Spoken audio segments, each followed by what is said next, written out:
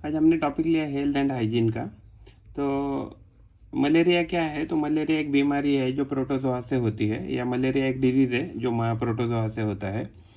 Deficiency, अगर आपके शरीर में अगर डेफिशिएंसी ऑफ कैल्शियम हो तो उससे क्या होता है, पुअर ग्रोथ ऑफ टीथ होते हैं and poor growth of gum भी होते हैं। इवन आपका जो बोन होता है तो बोन का भी एक्चुअली सही से डेवलपमेंट नहीं होता है अगर आपके शरीर में कैल्शियम कम है। तो अगर है फीवर एंड एस्थमा की अगर हम बीमारी की बात करें तो है फीवर एंड एस्थमा क्या है, तो एलर्जिक डिजीजेस है।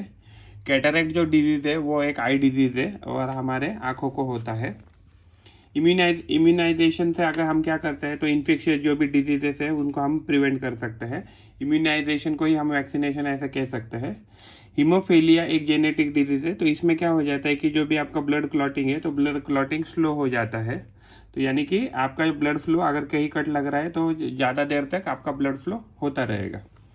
अगर डिजेनरेटिव डिजीजेस में बात करें तो इसमें थैलेसेमिया बोल के एक जेनेटिक या डिजेनरेटिव डिजीज़ कह सकते हैं। तो इसमें क्या हो जाता है कि जो हमारे आरबीसी है तो आरबीसी का जो ब्लड ऑक्सीजन कैरिंग कैपेसिटी वो कम होता रहता है due to deformity in it. तो उससे क्या होता है कि हमें शरीर में उतना पर्याप्त ऑक्सीजन नहीं मिलता जितना हमें मिलना चाहिए। अगर हम अगर डिजीज़ की बात करें तो डिफिशियंसी ऑफ विटामिन B3 की वजह से होते हैं। B3 को ही नियासिन ऐसे कहते हैं। ग्वाइटर जो बीमारी है वो डिफिशियंसी ऑफ आयोडीन की वजह से होती है। एनीमिया जो बीमारी है वो एक्चुअली होती है जब भी आपके शरीर में मान लीजिए लीफी वेजिटेबल्स कम है या बनाना कम है, बनाना यानी कि मिनरल न्यूट्रिएंट अगर कम है तो वो उससे आपको एनीमिया हो सकता है। तो वो अवॉइड करने के लिए आपको खाना है, आपके डाइट में लीफी वेजिटेबल खाना है, बनाना खाना है, फ्रूट्स खाने हैं, सीरियल्स खाना है, एग योग खाना है यानी कि फिश मटन मच्छी खाना है। तो उससे क्या हो सकता है, आपको एनीमिया जो है वो नहीं होगा। नाइट ब्लाइंडनेस जो बीमारी है वो आप प्रिवेंट कर सकते हैं अगर आपने carrot, yellow fruits, vegetables, leafy vegetables, then उसके बाद बटर मिल्क फिश अगर आप ऐसे अगर खाते हैं तो आपको नाइट ब्लाइंडनेस नहीं होगा। जो मीजल्स जो बीमारी है एक कम्युनिकेबल डिजीज़ है। मीजल्स, अगर कम्युनिकेबल डिजीज़ की बात करें तो कम्युनिकेबल डिजीज़ क्या है, होती है कि ऐसी डिजीजेस होती है जो एक ऑर्गेनिज्म से दूसरे ऑर्गेनिज्म में ट्रांसफ़र होती है। और वो क्या होता है कि वो कम्युनिकेबल डिजीजेस माइक्रो ऑर्गेनिज्म की वजह से होती है। पैथोजन क्या होते हैं, तो पैथोजन होते हैं डिजीज़ कॉजिंग जर्म, यानी कि जो भी जर्म्स डिजीज़ कॉज करते हैं उनको पैथोजन ऐसे कहते हैं। कम्युनिकेबल जो डिजीजेस है वो हम प्रिवेंट कर सकते हैं प्रॉपर वैक्सीनेशन से, हेल्दी फूड से और हाइजेनिक सराउंडिंग। अगर आप जितना आपका एरिया आजू बाजू का सराउंडिंग एरिया क्लीन रखेंगे उतना आपको कम्युनिकेबल डिजीज होने के चांसेस कम रहेंगे। दूसरा क्या है कि अगर हम नॉन कम्युनिकेबल डिजीज़ के बारे में बात करते हैं तो नॉन कम्युनिकेबल जो डिजीजेस होती है तो वो क्यों होती है, it is cause due to the improper functioning of the body organ. यानी कि अगर आपका कोई बॉडी ऑर्गन सही से काम नहीं कर रहा है तो उसकी वजह से आपको नॉन कम्युनिकेबल डिजीज़ हो सकती है। डायबिटीज़ हो गया, हार्ट अटैक हो गया, तो ये किसके एग्जाम्पल है, कैंसर हो गया। तो ये क्या है, ये आपकी ऐसी बीमारी है कि जो नॉन कम्युनिकेबल है। और ये डिजीजेस किसी जर्म से होते नहीं है और एक व्यक्ति से दूसरे व्यक्ति को या एक ऑर्गेनिज्म से दूसरे ऑर्गेनिज्म को ये क्या करती है, ये ट्रांसमिट नहीं करती है। अगर हम डेफिशिएंसी डिजीज़ की बात करें तो ये लैक ऑफ न्यूट्रिएंट की वजह से होता है। जैसे न्यूट्रिएंट कम है आपके शरीर में या विटामिन कम है, मिनरल कम है, तो इसकी वजह से आपको डेफिशिएंसी डिजीज़ होते हैं। एनीमिया जो होता है डिजीज़, उसकी वजह से क्या होता है, आपके शरीर में जो ब्लड होता है तो ब्लड कम बनता है। जो गोइटर होता है तो गोइटर एक्चुअली आपको लैक ऑफ आयोडीन की वजह से होता है। और गोइटर से भी बहुत सारे एक्चुअली आपको अलग अलग आपको उसे दिखेंगे आपको उसके कैरेक्टरिस्टिक्स गोइटर होने से। अगर कोई आपका अगर आप या आपका कोई पहचान वाला अगर मान लीजिए नेल बाइटिंग करता है तो नेल बाइटिंग से क्या होता है कि आपके पेट में चली जाती है बहुत सारी मिट्टी, और मिट्टी में क्या होता है कि बहुत सारे डिजीज़ कॉजिंग जर्म्स होते हैं और उसकी वजह से क्या होता है कि आपको बहुत सारी बीमारी हो सकती है। कम्युनिकेबल डिजीजेस हो सकती है या नॉन कम्युनिकेबल भी डिजीजेस हो सकती है। तो आपको अवॉइड करना है नेल बाइटिंग को। तो जब भी आप जो नेल बाइटिंग करने से मिस करने के बजाय आपकी जो भी नेल्स है वो टाइम टू टाइम आपने कट करने चाहिए। रेगुलर एक्सरसाइज और रेस्ट अगर आप करते रहेंगे तो आपकी बॉडी हमेशा स्ट्रांग रहेगी अगर रेगुलर एक्सरसाइज करेंगे तो, और वो इम्यून भी रहेगी बहुत सारे डिजीजेस के लिए। और रेस्ट क्या करता है, रेस्ट की वजह से आपका जो बॉडी होता है वो रिफ्रेश हो जाता है। आजकल क्या हो रहा है कि ओबेसिटी या ओवरवेट बहुत ज़्यादा प्रॉब्लम हो रहा है। दैट इज़ बिकॉज ऑफ क्या है कि बहुत सारे बच्चे बहुत सारे जंक फूड खाते हैं, और जंक फूड खाते हैं, और प्लस क्या होता है कि वो कुछ फिजिकल वर्क भी नहीं करते हैं। तो एक्चुअली क्या करना चाहिए, बच्चों ने खेलने के लिए गार्डन में भी जाना चाहिए, और जितना पॉसिबल है वो जंक फूड अवॉइड करना चाहिए। चिल्ड्रन ईटिंग मोर फास्ट और junk food, this junk food has more carbohydrate. तो उसमें क्या होता है, उस जंक फूड में ज़्यादा कार्बोहाइड्रेट होते हैं और फैट होता है, और ये सब खाना खाने से क्या होता है कि वेट गेन होता है। और एक्चुअली क्या होता है कि जो बच्चे होते हैं या कोई भी मान लो ह्यूमन बींग है, अगर वो ज़्यादा फिजिकल वर्क नहीं कर रहा है तो उसको ये ओबेसिटी का प्रॉब्लम आ जाएगा। आपके घर में या बाजू बाजू में अगर मॉस्किटो या हाउस फ्लाइज है तो आपको उनको अवॉइड करना है जितना पॉसिबल है उतना, क्योंकि क्या है, मॉस्किटो और हाउस फ्लाइज बहुत सारी बीमारी के लिए वेक्टर या कैरियर का काम करती है। तो आपको उनको कम करने के लिए रेपेलेंट यूज़ करने हैं आपके घर में, और जो भी आपका जो कचरा है वो कचरा आपको कवर्ड बिन में ही फेंकना है। आपके घर के आजू बाजू में कहीं अगर स्टैग्नेशन ऑफ वाटर है तो उसको आपको अवॉइड करना है, और उसको आपको क्लियर करना है वो स्टैग्नेटेड वाटर को। और आपको वहाँ हर 10 दिन में चेक करना है, हफ्ते में चेक करना है कि वहाँ कोई एक्चुअली जो इंसेक्ट है उनकी ब्रीडिंग तो नहीं हो रही है। तो कॉलेरा जो डिजीज़ है, तो कॉलेरा डिजीज़ जो है वो कंटेमिनेटेड वाटर से होता है, और ये एक बैक्टीरियल डिजीज़ है। एलिफेंटियासिस अगर बीमारी का बात करें तो वो होता है फीमेल क्यूलेक्स मॉस्किटो के बाइट से होता है। रेबीज या हाइड्रोफोबिया जो बीमारी होती है वो डॉग बाइट से होती है। इवन दूसरे भी, मान लीजिए कैट बाइट है तो भी हो सकता है, मंकी बाइट से भी ये हो सकता है। क्वाशियोरकर और मैरस्मस जो डिजीजेस है वो प्रोटीन डेफिशिएंसी डिजीज़ है। जैसे वाटर बॉर्न डिजीजेस है, तो पानी की वजह से होने वाली कौन कौन सी बीमारी है, जैसे अमियोबाइसिस है, उसके बाद कोलेरा है, फिर हेपेटाइटिस है। ये अलग बीमारी है कि जो आपको कंटेमिनेटेड वाटर से हो जाती है। अनहेल्दी सेक्सुअल कांटेक्ट की वजह से एड्स और HIV की बीमारी भी हो सकती है। और उसके बाद चोकिंग ऑफ कोरोनरी जो आर्टरी है उस बीमारी को बोलते हैं एथेरोस्क्लेरोसिस। एथेरोस्क्लेरोसिस ये बीमारी का नाम है, चोकिंग ऑफ कोरोनरी आर्टरी। तो डिजीज़ क्या होता है, जब भी अगर आपको नॉर्मल फील नहीं हो रहा है तो आपको डिजीज़ है ऐसा कह सकते हैं। तो वो आपका स्ट्रक्चरल भी चेंजेस हो सकता है आपके बॉडी में, या फंक्शनल भी चेंज हो सकता है, या स्ट्रक्चरल डिसऑर्डर हो सकता है, या फंक्शनल डिसऑर्डर हो सकता है बॉडी में। तो आपको ये डिजीज़ हो सकता है डिफिशियंसी ऑफ न्यूट्रिएंट की वजह से, या otherwise mal functioning of the body organ, या जेनेटिक डिसऑर्डर, या इम्प्रॉपर मेटाबॉलिक एक्टिविटी, या एलर्जी की वजह से, या कैंसर की वजह से, या मेंटल इलनेस की वजह से।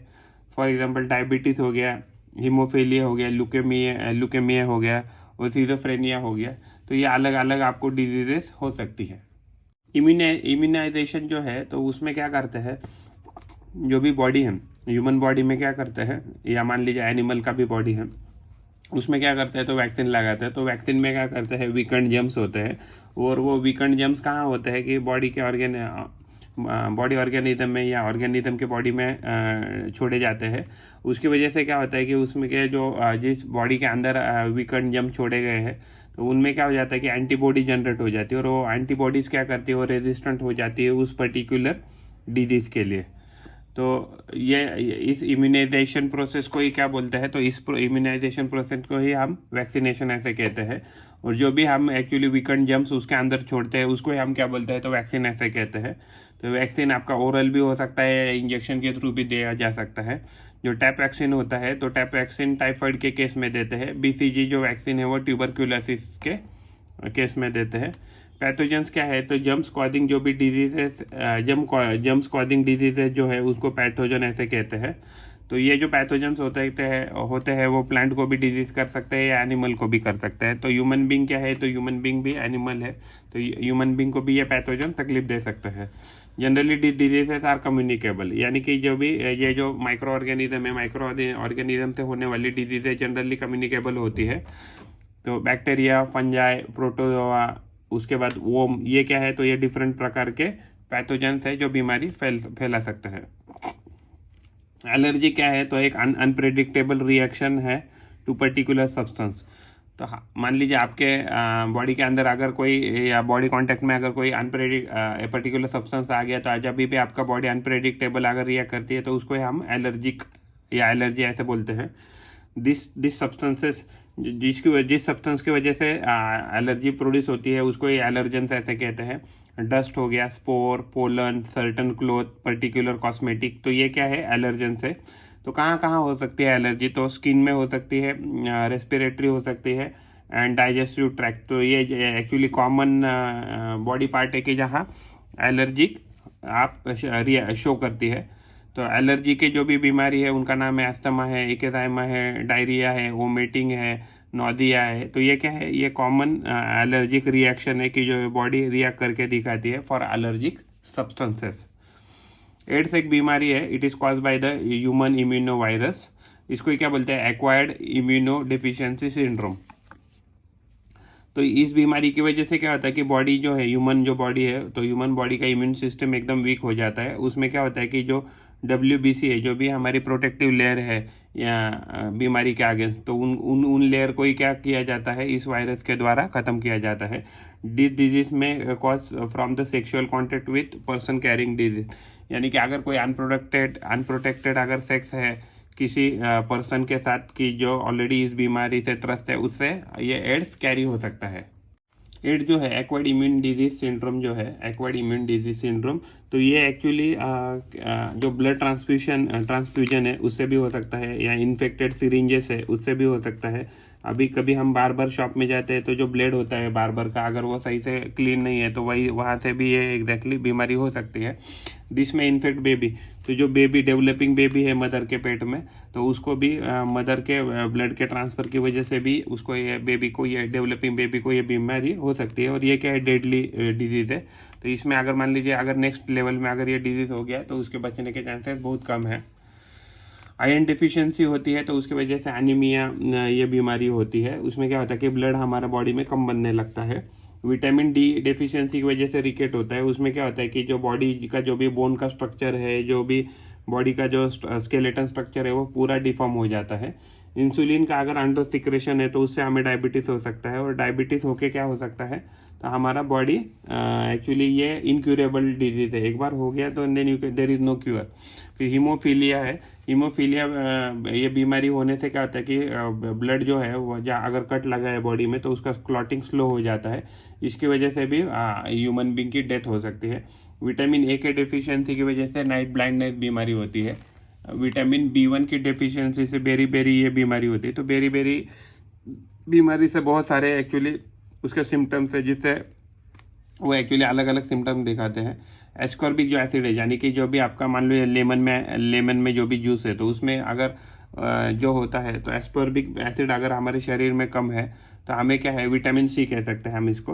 तो विटामिन C अगर हमारे शरीर में कम है तो स्कर्वी ये बीमारी होती है। तो स्कर्वी बीमारी से ब्लीडिंग गम जो है, तो ये उसके सिम्टम्स है। तो ब्लीडिंग गम की प्रॉब्लम हमें हो सकती है। तो अगर indirect method of transmission of communicable disease, तो एक्चुअली जो भी इनडायरेक्ट मेथड है कम्युनिकेबल डिजीज़ के, तो उसमें क्या है कि आपको जो भी इन्फेक्टेड पर्सन है तो उसके जो कुछ भी आइटम है उसको यूज़ नहीं करना है, उसको अवॉइड करना है यूज़ करना। तो जो भी कंटेमिनेटेड फूड है या कंटेमिनेटेड वाटर है, यानी कि जिसमें पैथोजन है, तो उन पैथोजन को आपको अवॉइड करना है खाने का और वहाँ जाने का।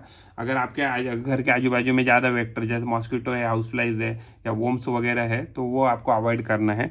तो एयर से भी क्या होता है कि जो कम्युनिकेबल डिजीज़ है वो स्प्रेड होता है। अगर हमें हेल्दी रहना है तो हेल्दी रहने के लिए क्या करना पड़ेगा, प्रॉपर डाइट लेना पड़ेगा, प्रॉपर एक्सरसाइज करना पड़ेगा, प्रॉपर रेस्ट लेना पड़ेगा।